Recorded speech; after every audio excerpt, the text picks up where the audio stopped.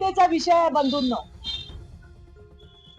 आपल्या मुलींना लंडनला नेऊन त्यांच्यासोबत काय होतंय?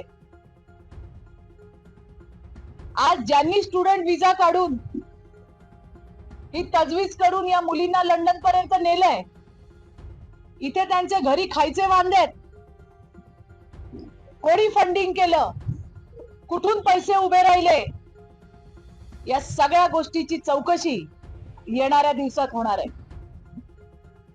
आज मी माननीय मुख्यमंत्री देवेंद्रजी फडणवीस यांचे आभार मानते की त्यांनी या घटना त्यांच्या समोर आल्यानंतर तात्काळ याची दखल घेत या प्रकरणांच्या सखोल चौकशीसाठी SIT नेमण्याचे आदेश दिलेले आहेत. येत्या 2 दिवसांमध्ये ही SIT SP स्तरावरच्या पोलीस अधिकाऱ्यांच्या नेतृत्वामध्ये SIT स्थापन होईल. कुठली कंपनी आहे, कोणी पैसे दिले, याची सगळी कागदपत्र जी परिवाराकडनं मला मिळाली, ही सगळी कागदपत्र मी सन्माननीय मुख्यमंत्र्यांना दिलेली आहे. आमचे पालघर जिल्ह्याचे भारतीय जनता पार्टीचे अध्यक्ष भरतसिंग राजपूत यांनी याचा प्रचंड पाठपुरावा केला. इथे ज्या वेळेला या घटना घडल्या त्या परिवाराला धीर देण्याचं काम केलं. काल त्यांचीही भेट सन्माननीय मुख्यमंत्र्यांशी झाली आहे आणि मुख्यमंत्र्यांनी ही ग्वाही दिली आहे की या प्रकरणांमध्ये जे जे कोणी असतील त्या सगळ्याची चौकशी होईल. आणि हे काही नवीन रॅकेट तयार आहे का, ही काही तस्करी आहे का, याच्या बाबतचा सुद्धा खुलासा हा येणाऱ्या दिवसांमध्ये SIT मार्फत जी चौकशी होणार आहे त्यामध्ये निश्चितपणे झाल्याशिवाय राहणार नाही, हा मला विश्वास आहे.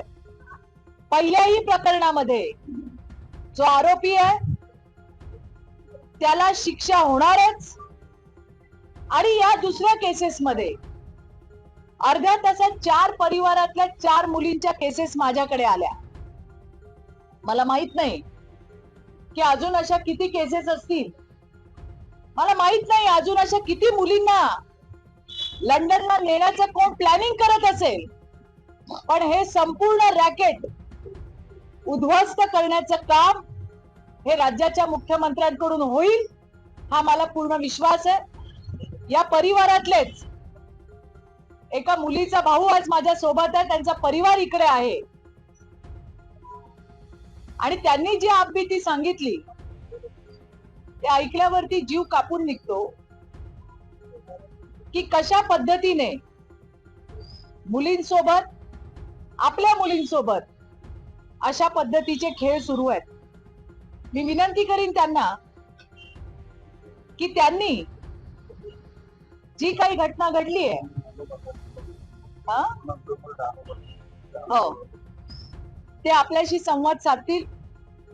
आज या सगळ्या गोष्टींचा निषेध म्हणून संपूर्ण डहाणू बंद ठेवण्यात सुद्धा आलेलं आहे. सगळ्या नागरिकांचा याच्यामध्ये समावेश आहे.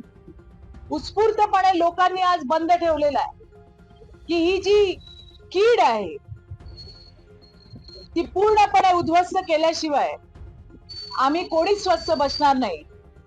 मी त्यांना विनंती करते की त्यांनी आपल्याशी संवाद साधावा. घटना आहेत, प्रकार आहेत, ते मोठ्या प्रमाणात वाढत आहेत. गेल्या 3 महिन्यापासून आपण बघतोय की भोकर असू द्या, केळडी असू द्या, त्या ठिकाणी ह्या केसेस दाखल होत आहेत.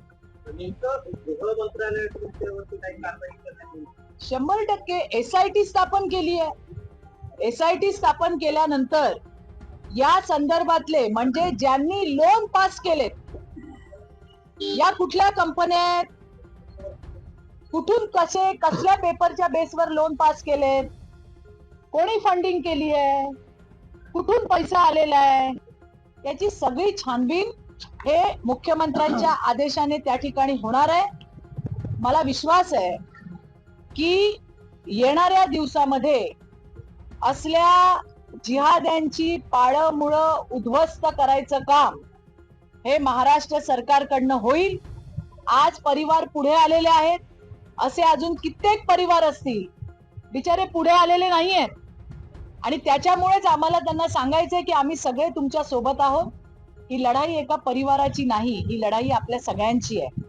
आणि त्यामुळे या लढाईमध्ये पुन्हा आणखीन महिलांचे मुलींचे बळी जाऊ नये यासाठी SIT स्थापन केलेली आहे आणि लवकरच याच्यावरती काम सुरुवात होईल. गुजरात